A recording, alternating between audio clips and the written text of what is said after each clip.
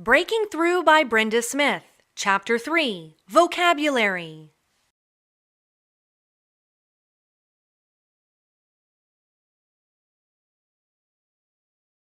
Using the dictionary. If you can't figure out the word by using context clues or word parts, then you have to go to a dictionary. It's your last resort. So open up your dictionary, and at the top of your pages, you will find guide words. Those tell you the alphabetical order of the words on those pages. Then look for the pronunciation key. This tells you how to pronounce the word by symbols used. Then look at the spelling and the multiple meanings of the words that are also in the dictionary. Also look at the parts of speech. Is it a noun, a verb, an adverb, an adjective? Depending on what part it is, that's how you will use that word in a sentence. Lastly, look at the word history, the origin. It will make a difference if it's from the Greek or if it's from Latin, because that changes the spelling and the meaning of the word.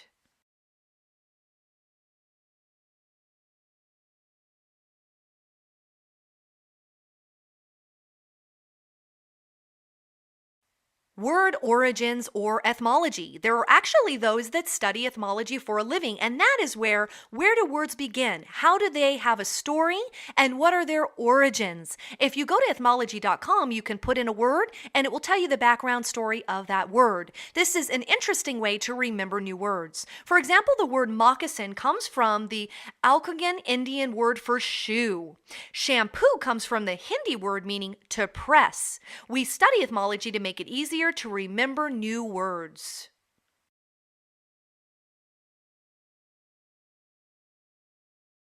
Textbook glossary. If you can't find the word in a dictionary, then it may be too specialized to be in a dictionary, and you need to go to the glossary. The glossary is usually at the back of your textbook, and it contains all the words that are in your textbook. So this is a good place to go if the vocabulary is highly specialized and it's talking about a specific subject matter.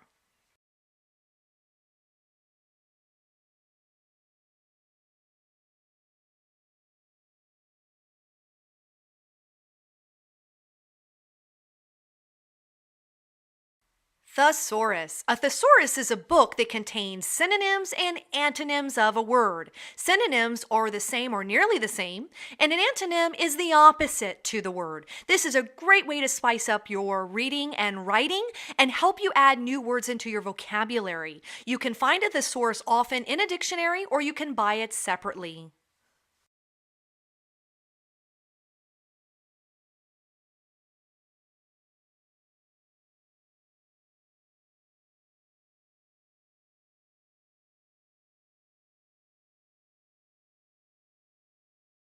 Analogies. Analogies talk about relationships between words. An analogy is a comparison that mimics a previously stated relationship. So if the beginning of the sentence is a relationship of comparison, then the second part of the relationship will be that of comparison. For example, mosquito is to insect, as gasoline is to fuel. So you see the first two are synonyms, the second two are synonyms.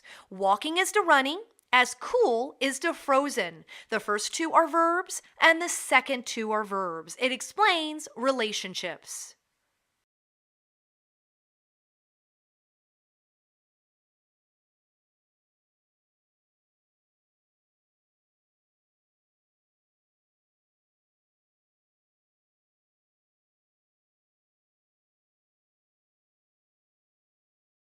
Analogies. And now you try. Here's an example.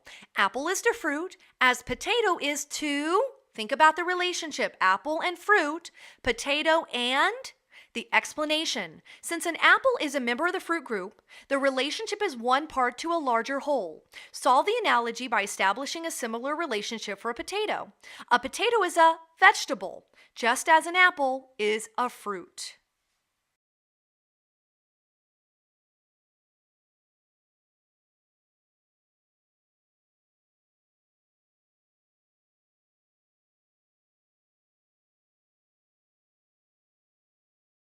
Categories of relationships for analogies. There are so many, but here are some. Synonyms, antonyms, function, use, or purpose, classification, characteristics and descriptions, degree or variation of intensity, part to whole, Cause and effect. Remember, if the first two are one, the second two will be the same in the sentence.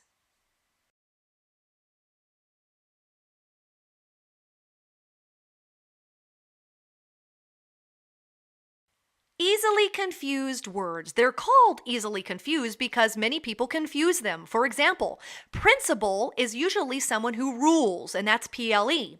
However, also a principal can be a person, like someone who runs your school. Stationary with an A is a fixed position, but stationary with an E is paper that matches each other. So you have to be careful not to easily confuse these words.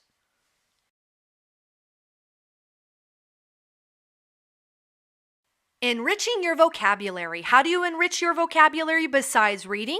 Use the internet, get news from websites and forums, and read a lot, even if it's only in the area that you love. The more you read, the better your vocabulary will become.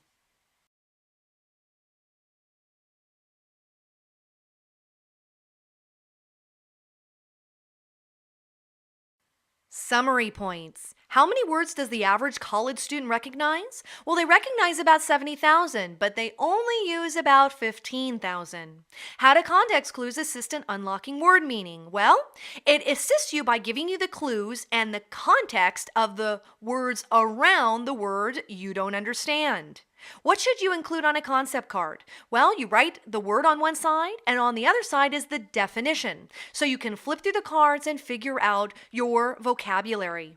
Why use word parts to figure out words? The more roots you know, the more words you know. The root holds the meaning, so memorize the roots and you will improve your vocabulary. Why should you use a dictionary while reading? If you can't figure out the word through context clues or through word parts, you need to go to a dictionary because you can't move on without understanding what that word means. Why use a glossary? If the word is too specialized, it won't be in a dictionary. So you need to look in a glossary to find the word. The glossary is usually at the back of your textbook. Why would you need a thesaurus? A thesaurus has synonyms and antonyms. This will improve your reading and your writing and build your vocabulary.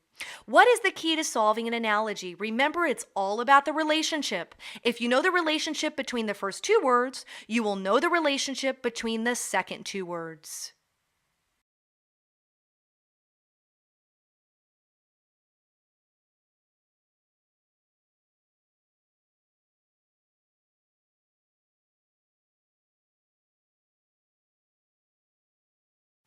Visit the companion website for Breaking Through by Brenda Smith. Go to www.ablongman.com/Smith and click on more activities and assignments that match your textbook.